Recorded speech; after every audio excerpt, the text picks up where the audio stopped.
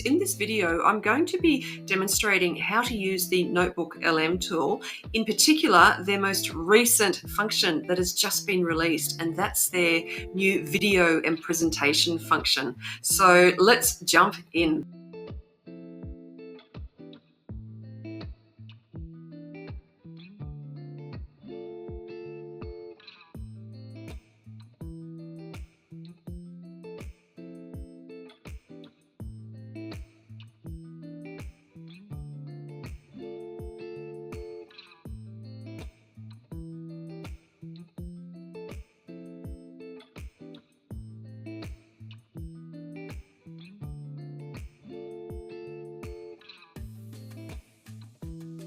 Let's talk about one of Australia's biggest and boldest social policies ever, the National Disability Insurance Scheme, or the NDIS.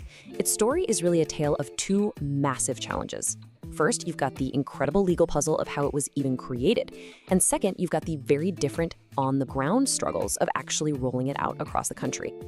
So here's how we're going to break it all down. We'll kick things off with the crisis that made the NDIS necessary in the first place. Then we'll get into the fascinating constitutional gymnastics required to build it. After that, we'll zoom in on the unique case of Western Australia. And finally, wrap up with what this all tells us about making huge national policies a reality. Well, to really get it, you have to look at the absolute mess it was designed to replace. I mean, look at this. This was the verdict from a massive Productivity Commission report back in 2011. So, faced with this clearly broken system, Australia's governments knew something had to give. A great idea is one thing, but actually making it happen legally, well, that's another story.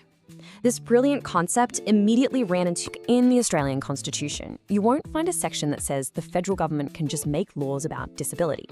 It's just not there. So the government had to get really clever and piece together. There was one that was the real powerhouse, the one that did most of the heavy lifting. And that was the external affairs power. This is where things get... So how does this work? Well, it's pretty clever. Australia signed and ratified a big United Nations treaty, the Convention on the Rights of Persons with Disabilities. You can see that as the eastern states are launching trial sites and getting on with the full rollout, WA decides to go it alone, launching its very own state. It already had a pretty well-established state-funded system for disability services.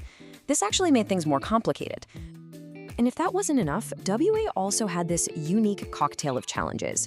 You've got the sheer remoteness of the state, which just makes what's the big picture here? When you put it all together, what does this tale of a legal challenge and a practice on the other? It shows us that our Constitution can